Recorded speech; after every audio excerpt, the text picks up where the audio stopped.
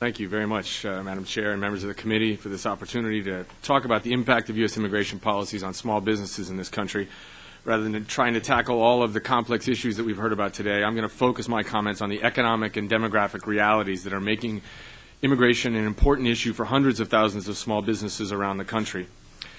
In the debate about the economics of immigration, I often hear people recite the one lesson we all seem to have learned from Economics 101, which is that it's all about supply and demand.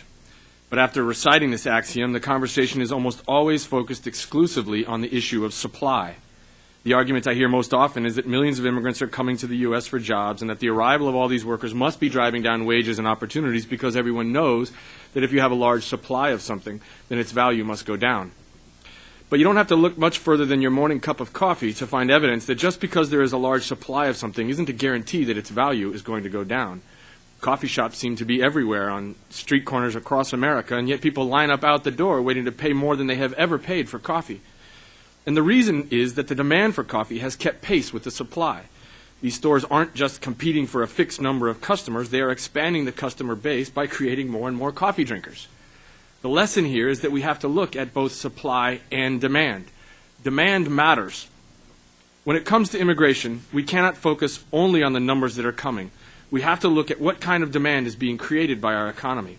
I think that the evidence strongly suggests that strongly supports the conclusion that immigrants are drawn to our labor force because of legitimate demands being created by our incredibly diverse and dynamic economy. In 2006, the net supply of immigrants into our workforce, both legal and undocumented, was approximately 700,000 workers. But when we look at demand, we find that in 2006, our economy created 2.2 million new jobs. To put that in perspective, that's more new jobs than were created by all of the European Union and Japan combined. And those numbers reflect what almost everyone agrees is a jobless recovery. Evidence that immigration is a response to legitimate demand can also be seen in the types of immigrants that we attract. A majority of the new jobs in the last 10 or 15 years have been in occupations at the extremes of the skill spectrum. The highest growth rates have been in occupation that require high levels of education, jobs like engineers, doctors, geologists. But in terms of sheer numbers, the vast majority of jobs have been created in occupations that require very little education. Jobs like home health aides, landscapers, construction helpers. And it turns out that, in fact, the immigrants that are coming to the United States have skills that match our demand. Most immigrants coming into the United States either have very little education or very high levels of education. That's happening because the majority of U.S. workers are right in the middle of the skill spectrum, not at the two extremes. The result is that immigrants complement rather than compete with the vast majority of U.S. workers. In other words, immigrants are coming here to fill gaps in our labor market. There has been a lot of controversy about immigrants coming here to do jobs that Americans are less interested in. But the truth is, it is not an insult to the American worker that the number of people who are looking for jobs that require very little education or training is getting smaller. Our labor markets attract younger, less educated immigrants because our labor force is getting older and it's getting better educated. In the early 1960s, somewhere around half of U.S. workers were high school dropouts. Today, only about 12% of U.S. workers are high school dropouts. We should be proud of this fact, but this success means that we have fewer workers who are looking for jobs that require no education or training.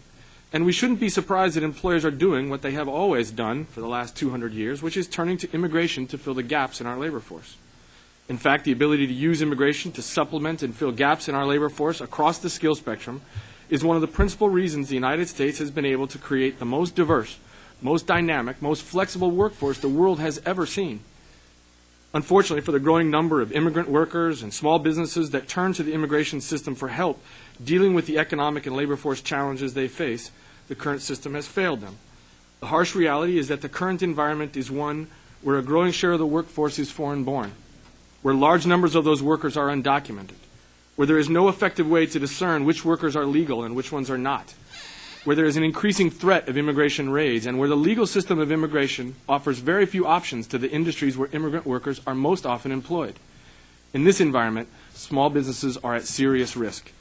Small companies are the least able to overcome the loss of a large share of their workforce due to raids, or the inability to pursue some innovative idea that requires a skill set not readily available in our workforce.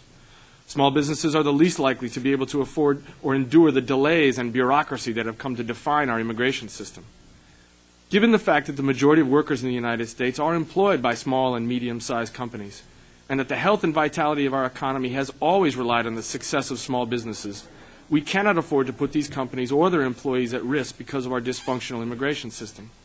Congress must act to reform all aspects of our laws so that we can have an orderly, regulated flow of workers that fits the legitimate demands of our economy. Thank you.